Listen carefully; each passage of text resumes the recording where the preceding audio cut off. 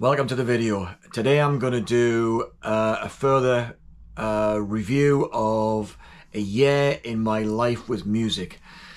And I'm up to 1981 this time.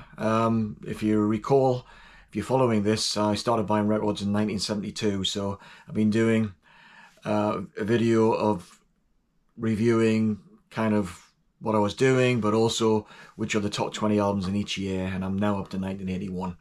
I'm doing these videos because 4 years ago I was knocked off my bike. A driver just smashed right into me from the side, and I was really mashed up. I ended up in hospital in a pretty bad way. Broken bones, cruciate ligament in my right knee is ruptured, and I had a detectable brain injury. And the brain injury as such, I'm fine, but statistically I'm much more at risk of developing Alzheimer's in the future. So I started this little series of videos as obviously it's nice to review all the albums that meant a lot to me over the years, as from the moment I started buying records. But also it's a bit of a series of memory jogger videos that if I do succumb to memory loss later in life, somebody can say, hey, look at this. This is you back in the day talking about what you were doing in the, throughout the 70s and 80s, 90s and beyond. So, part of it is me talking a little bit about what was happening in my life during that particular year, and that might not be of interest to you, in which case just skip forward to when I start talking about the top 20 albums. But if you're kind of interested a little bit in the backstory, then and you want to indulge me a little bit, then hang around. That'll be fine. Before I talk a little bit about 1981, I recall that when I did my 1980 video, I didn't talk about some of the gigs that I actually went to. So there's just half a dozen concert tickets that I've managed to lay my hands on. I'm running out of concert tickets now because the next batch of them is hidden somewhere in my garage and I can't quite locate them, but I'm reasonably optimistic that I'll eventually be able to pick them up and then maybe talk about them on make a special video on that. But some of the notable gigs that I went to in 1980. So, for the third or fourth time, it was Barclay James Harvest, again at Newcastle City Hall.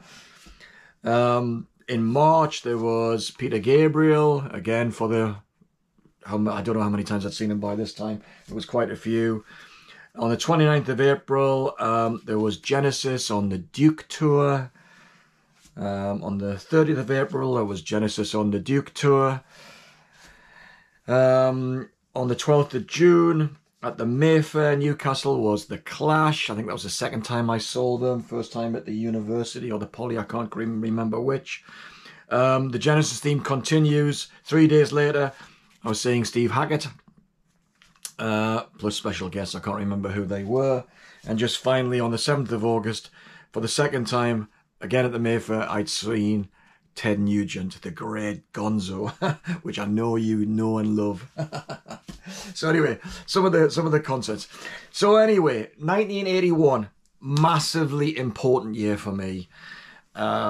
Pivotal in my education, pivotal in my life. I went through very disrupted high school education when this new system was brought in. Whilst I was in the middle of that high school education, and I had to change schools. I lost interest, got in with a dodgy crowd a little bit, left with very, very mediocre qualifications at 16, lucked out, got a job in an office against all the odds, because everybody I knew was doing manual work of some sort, but I ended up in an office rubbing shoulders with people who were better educated and maybe cleverer than I was. And I began to realize as the years unfolded that the limits on my ability to advance my career — wasn't a career, it was just a series of jobs, getting an extra £5 a week or whatever it might be — that was being hindered by my lack of qualifications. And I ended up working alongside the head of marketing for the organisation that I was working for, which was the transport organisation in Tyne and Wear. And he became a mentor and a friend to me. And he said to me in the spring of 1981, I think you should pack this job in and go to Newcastle Polytechnic to study business studies with marketing as the specialism. And I know it's a big decision for you, but I think in the long term it'll be a good thing. And if you need any money along the way, you know, there's always a little painting job you can do for me and my wife, Barbara. And so Dick Wood was a massively important person in my life back in the day, and has been a long time friend over all the intervening years. So of course the decision to pack in what was a secure job went down like a lead balloon back at my home.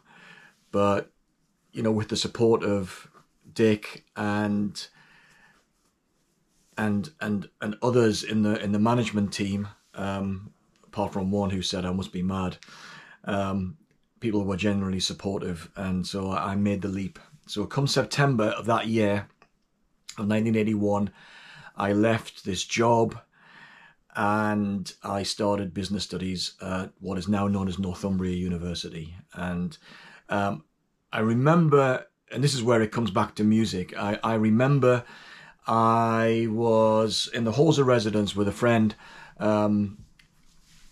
and outside I heard a thunder crack, and the halls of residence were like an E-shaped, so it was like it went up like that and then up like that and so on.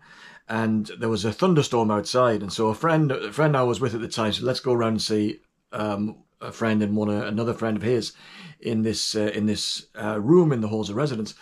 And we went in there, and he had this hi-fi set up, which he had some, I think it was quad with ESL 57s, I think they were, like the radiator type, strange, ancient looking things now. But he was playing a demonstration disc of a thunderstorm on his turntable. And I'll kid you not, it absolutely blew my mind. The volume was incredible because he had the window open. That's how I could hear it from the other side of the halls. But the clarity was absolutely fantastic. And it was at that moment I realized that not all hi-fi equipment was made the same. And up to that point, I'd been using a Sharp, the Sharp brand, Music Center. I'd been using that for a few years, and I'd heard one or two little bits and systems elsewhere, but they were always the kind of music centers. But one of the friends that I had on my course, Simon, he was a bit of a hi-fi nut. I think his dad was into hi-fi. He didn't have any great hi-fi himself, but he knew quite a bit about it. So when I got my student grant, me and Simon went down to Windows record shop, which also sold hi-fi back in the day in Newcastle. And I spent £300 on an amplifier, which was the NAD 3020, NAD 3020, a dual CS505 turntable, which I still have. It's in a state of disrepair, but I've still got it. And a pair of Mission 700 speakers. And he set them up in my room for me.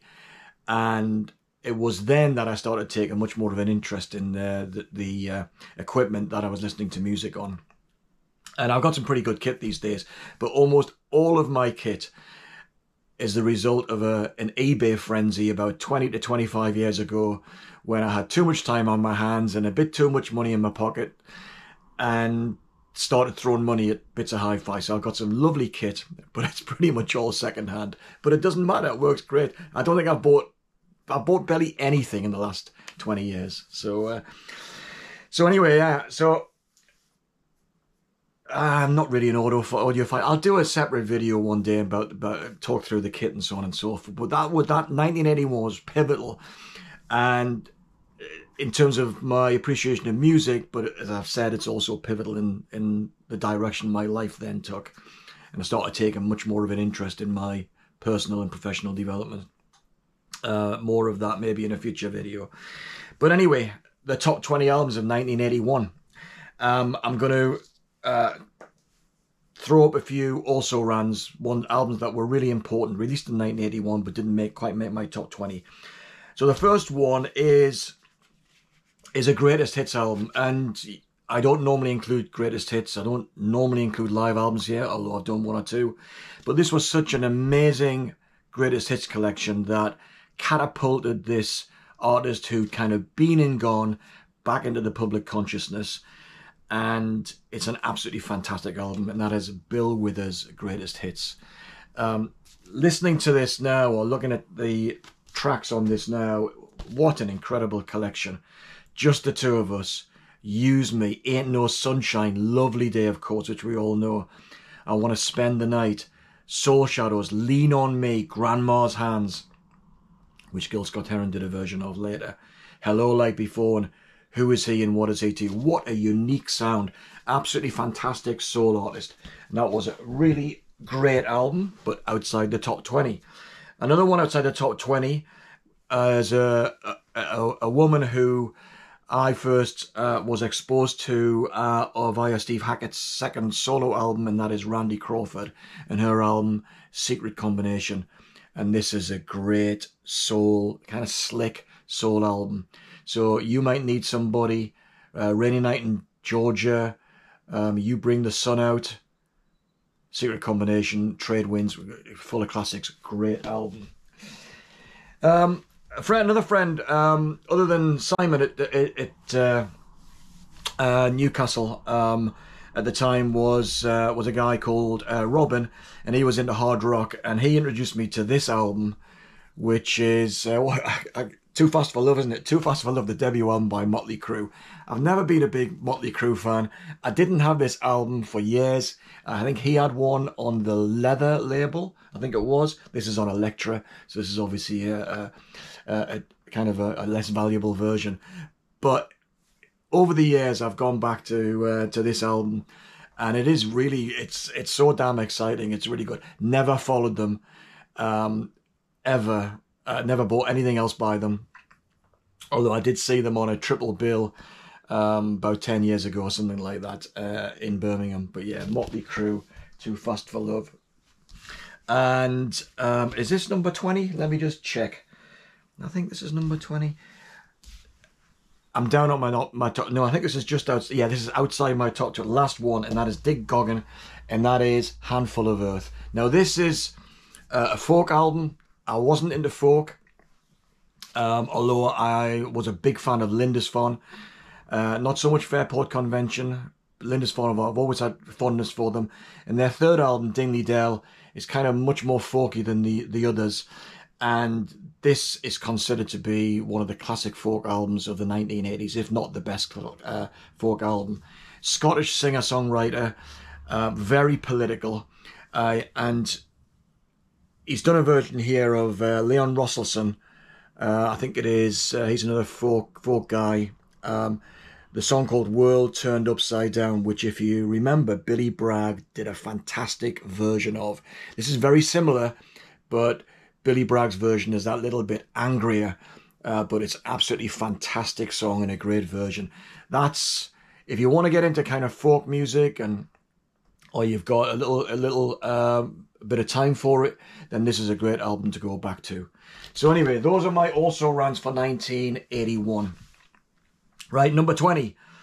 The 20th best album, as far as I was concerned, in 1981 was Fair Warning by Van Halen. And so what do we got here? Mean Street, Push Comes to Shove, Unchained is absolutely great. Again, produced by Ted Templeman. Brilliant album, really good. Still go back to Van Halen. Go back to this band as well. Number 19 is The Visitors by ABBA. And they're getting ever more serious by this point. I think they were not long for breaking up. You can see the visual depiction of the two couples there on the front cover, where they're kind of looking in different directions and kind of not together. But this has got Head Over Heels, When All Is Said and Done. One of Us, Slipping Through My Fingers. Great album, really good. So that's number 19. Number 18 is Peter Hamill and Sitting Targets. I was watching Brian at Embryonic Robot the other day, catching another one of his videos where he's talking about John Cale. And he's a big fan. Brian's a big fan of Velvet Underground and all things related to the Underground. He's a fan of King Crimson as well, though I've not yet gone back and found his review of King Crimson's catalogue. But he never seemed to talk about Peter Hamill, and I think he'd really like Peter Hamill. So Brian, if you do catch this, and you probably will, you should check out it, because this is kind of Peter Hamill, not a folk singer, not a prog singer. This is kind of edgy new wave style, but very, very good. A bit like Cale in terms of the way he's approaching things. So that was number 18. Number 17, not a big reggae fan, but I've got a soft spot in my heart for UB40. And this is their second album, Present Arms. This kind of gets overlooked, but this is great. It's got a 12-inch single bonus in this album, but you've got some wonderful songs on this one. Don't Let It Pass You By, and the absolute classic, 1 in 10. Brilliant, brilliant song. So yeah, great band. Saw them once in the south of France when I was on holiday. But yeah, really, really good. That was number 17. Do you think I'm going to be able to remember all the numbers this time? We'll see. This one popped up. Somebody bought this just the other day in the vinyl community and was sharing it. But I've had it since the 1980s. Since 1981, in fact. And that is Marvin Gaye, In Our Lifetime. I bought this because it was kind of cheap. Marvin Gaye had peaked, obviously, back in the day with What's Going On and Let's Get It On. But this and Hear My Dear are fantastic albums. It's slick, it's really smooth. It's not so much political. He's getting more into his relationship stuff, or returning to the relationship, apolitical stuff. But this is a lovely album, really good, funky, very good. So that's number 17. Number 16 is Ghost in the Machine by The Police. I've all had a love-hate relationship with this particular album over the years. It sounds absolutely amazing, and it's co-produced by Hugh Padgham, who worked with Genesis in the 1980s. What a sound he gets out of the band. It's fantastic, big sound. But I think it's a kind of patchy album. Spirits in the Material World's a great opener. Invisible Sun is fantastic, and the video for that is great as well. Every little thing she does is magic. I've also never really enjoyed Demolition Man. And side 2 is kind of a bit of a mixed bag, really, but I loved The Police back in the day, and of course I was definitely going to include that. So that was number 16, I think. Number 15 is a band I saw them tour this album at the Mayfair in Newcastle, and that is October by U2. Another early classic album by then, which in retrospect is kind of patchy as well. Gloria, I Fall Down, I Threw a Brick Through a Window, Rejoice, Fire, Stranger in a Strange Land, and so on. Yeah, good. They were great. At this particular time in their career, they didn't have any of the grandiosity that came later on, but they had the energy, and it was really a raw affair. It was really good. In a sleeve there. Kind of fairly nondescript pictures. You can see him in the background just on that photo shoot there. So yeah. Did I say that was number 15? We'll see. Number 14, even better than U2, although not as exciting live act, was Japan and Tin Drum. Their best album by a million miles. Definitely that Eastern flavour here, all that kind of new wavy element that was kicking around in the early albums was all really smoothed off here, and this is just a gorgeous album. And that this pointed the way to where David Sylvian was going to go. Ambient textures, definitely that kind of Japanese soundscape. But what have we got here? Some great tracks. Art of Parties, Talking Drum, Ghosts, wonderful. Still Life in Mobile Homes, Visions of China, Cantonese Boy and so on. But yeah, brilliant album. Did I say that's number 14? Number 13 is Discipline by King Crimson. Now, King Crimson, up to this point, were, if you see that button down at the bottom there, you've got A Young Person's Guide to King Crimson, which is a double LP compilation that was brought out in the late 70s. It's kind of that covered their career up to that point, and I think there was an expectation that they'd been and they'd gone. Included everything from In the Court of the Crimson King, right the way through to Red, and I think that was maybe just about it really. But that mid-70s, where they had the Bill Bruford, John Wetton, and Robert Fripp, but they came back in 1981 with this album, was just Fripp, still had Bruford, but he also had Adrian Belew and Tony Levin, who'd worked with Peter Gabriel on bass and stick, the Chapman stick. This is very exciting album. I didn't pick this album up back in 1981. This was just much later when I was beginning to fill the gaps in my King Crimson catalogue and my collection. But this has got, it sounds absolutely amazing. The rhythms, is it the phrase? Is it like polyrhythms? Multiple rhythms going on at the same time? I'm not sure if that's what that means. But there's a lot of repetition, a lot of kind of looping of these rhythms and guitar figures and so on. It's got such a unique sound, and they were to do 2 more albums that are in a similar vein before then they disappeared again for several, or maybe more than several years. But yeah, Discipline by King Crimson. Very, very good album. 13, I think. Is this number 12? And that is Grace Jones and Night Clubbing. Again, a classic. Grace Jones, part-time model, very monotone singer, but what some great grooves. You got Sly and Robbie are doing the rhythm section here. Who else have we got? Wally Badarou on keyboards, who was well known. But yeah, so what have we got here? Walking in the Rain, Pull Up to the Bumper, Use Me, the title track, Night Clubbing. I've seen that face before. A version of Demolition Man, Sting's Demolition Man. I've done it again. Very varied, very eclectic, eclectic sounding album, but really, really wonderful. Now, that might be number 12. Number 11. Let's just double check. 11, 10, 9, 8, 7, 6, 5, 4, 3, 2. No, maybe this is number 10. Maybe this is number 10.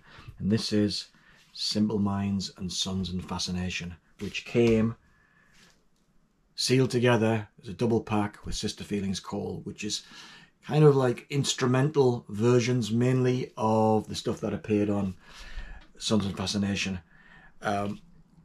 Influenced by krautrock, they'd absolutely moved on a pace at this point in their career.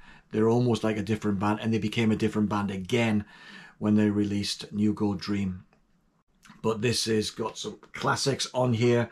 It's got Love Song, In Transmission, Sweat and Bullet, Boys from Brazil, and that's equally good. They often appear in the racks now as separate albums, but these guys came together.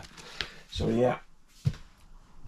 The next one is a much maligned artist who was a fantastic musician, always in demand by other highly credible musicians and bands to supplement their sound. And this is his first solo album after he took on the microphone as well as the drum kit responsibilities for Genesis, and that's Phil Collins and Face Value. This is absolutely wonderful album. It still sounds wonderful today. If you get out of your head Phil Collins, the kind of housewife's favourite, the Motown influenced artist, and try and imagine that you've got Phil Collins where he's using his vocals, but he's using lots of different rhythms, interesting rhythms, instrumental tracks in between, some of the kind of the balladeering that goes on in a couple of places here. But this is absolutely fantastic. Of course, it's In the Air Tonight, which everybody knows. This Must Be Love is lovely. A version of Genesis, Behind the Lines. If Leaving Me Is Easy is a gorgeous, gorgeous ballad. And it closes off with a version of Tomorrow Never Knows from Revolver. So yeah, fantastic. Next one is a very brave album by an artist who is a mixed bag, really, when you think about his career, but very prolific. But this album lost him a lot of fans, but this opened up an opportunity for him to start expanding his musical interests as the years went on, and that is Elvis Costello and his first country album, Almost Blue. What a wonderful album. As I say, really brave. It had all his kind of new wavy hits, but this was a bunch of standards almost, you know. Why Don't You Love Me Like You Do? Sweet Dreams was gorgeous. I'm Your Toy was gorgeous as well. A Good Year for the Roses was the big hit single. But yeah, fans of Elvis will recognise that album as being a real winner. Right, 7, 6, 5, 4, 3, 2, yeah, 7. Number 7 is the B-52s and Party Mix. Now, I said I didn't include greatest hits, but these are different versions, different mixes, extended mixes of the best tracks from their first couple of albums. Now, I used to drive to work, share driving responsibilities with this friend of mine when I was driving 20 miles there and 20 miles back with a friend who lived fairly local to me. And he had this, he used to drive this Alfa Romeo, and he had this tape in the car that he played every single day, morning and night, which had a version of Love Is the Drug by Grace Jones, which is like the extended version, fantastic. But he also played Give Me Back My Man every day as well. And that was amazing. The version of that is superb on this album. This is just energy turned up to 11. Absolutely fantastic. Number 6, possibly the album of the year for many, and that is Dare by the Human League. Absolutely wonderful album, full of great, great singles. Again, a massive leap forward for the band, but this has their greatest hits on it. It is like a greatest hits album. Don't You Want Me, Love Action, Seconds, Things Our Dreams Are Made Of, Open Your Heart, The Sound of the Crowd, and all singles, but really great album. Fantastic. Although it's an 81 album. Don't play it so much these days. Not that one. Seems of its time. Right, so that's number 6. Number 5 is this one, and I haven't got the vinyl, and the reason being, I'll explain in a second, is Reflections by Gil Scott Heron. This is the wonderful album. Again, it's like a greatest hits, but it's got the 12 minutes and 10 seconds version of B-Movie, which is a poem about American politics and Ronald Reagan in particular, before it goes into the song towards the end of it. But it's dated. He's mentioning politicians of the day, but it's so bitingly on point. It's just wonderful, absolutely wonderful. But the rest of the tracks are great as well. Storm Music opens. Grandma's Hands version of Bill Withers' Grandma's Hands, which is great. Is That Jazz? Very quiet. Morning Thoughts version of Inner City Blues, Marvin Gaye's. Another classic of the Gil Scott Heron catalogue, and that is Gun, which is a commentary on American gun ownership. And I didn't buy that one because on vinyl, at least I don't think I have. I've got some vinyl elsewhere, but I haven't managed to dig it out. But I bought that one, which is the greatest hits, and that has a B-Movie on it, amongst others. The Revolution Will Not Be Televised, The Bottle, Winter in America, Johannesburg, and so on. Yeah, so that's Gil Scott Heron. So that was number 5. And number 4, I'm going to take this from this really interesting box set that I picked up some years ago, which is by The Cure. So you know what album I'm talking about here. I'm talking about Faith. So let me just dig Faith out. This is a really interesting box set because it's not just the regular albums. These are double albums of each of them, which has other tracks that came out in the special editions. But this is a great album. If you remember, 17 Seconds came out in 1980, where they'd gone away from that quirky kind of new wavy sound into starting to use keyboards and then upping the sound of the bass. And it was the beginning to themes of doom. But here it's gone deeper into doom-laden material. Primary is like really upbeat, but almost everything else is really, really dark. And the Funeral Party sounds like a funeral party. The Drowning Man and Faith as well. Yeah, but what an absolutely fantastic album by a brilliant band. Brilliant band. So yeah, that's Faith by The Cure. The fourth best album of 1981. Top 3 is number 3, East Side Story by Squeeze. Again, they never bettered this one. Just full of classic, almost like a greatest hits album. Full of energy. Is this produced by Elvis Costello? Yeah, it is, by Roger Beckerian and Elvis Costello. But here, what we got, it's just full of energy from the beginning. In Quintessence, Tempted, The Brilliant Is That Love, Labeled with Love, Vanity Fair's really sweet, messed around as well. Yeah, and of course you've got Glenn and Chris who share the vocals on here. But yeah, what an absolutely brilliant album. Squeeze, East Side Story. The second best album of 1981 is an album I didn't discover until some years later, but it's an album that I keep playing a lot, even right to the present day, and that is by Pat Metheny and Lyle Mays. As Falls Wichita, So Falls Wichita Falls. It's jazz, but doesn't sound like jazz. It's on the ECM label, so that gives you a clue. Super clean sounding record, ambient in style, wonderful keyboard and guitar work, including acoustic guitar. It's absolutely gorgeous album. Highly recommended. The second best album of 1981. And then finally, the best album of 1981.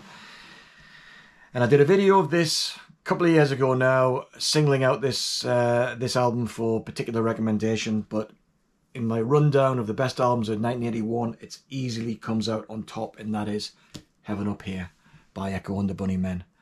Their second album, where they'd moved from just the jaggedy guitar sounds into an altogether bigger sounding record. And I said this album sounds like its cover. So you can imagine an autumnal morning where it's cold, the seagulls are out, there's a breeze blowing, and there's just got this ice cold music in there. It's just absolutely fantastic. So you've got the classic, as I say, choppy guitar going here, but you've got that militaristic drumming and kind of crooning of Ian McCulloch on vocals. This is an absolutely brilliant album. So everything they did after this one, the following album's called Porcupine, almost a colder kind of album, and then they kind of blanded out a little bit in my book. But yeah, but this is the best album of 1981. Brilliant from beginning to end, unlike this video. So thanks for watching this one. That's 1981 done and dusted, and I'll get on to 1982 in a while. So I'll see you on the next video. Bye bye.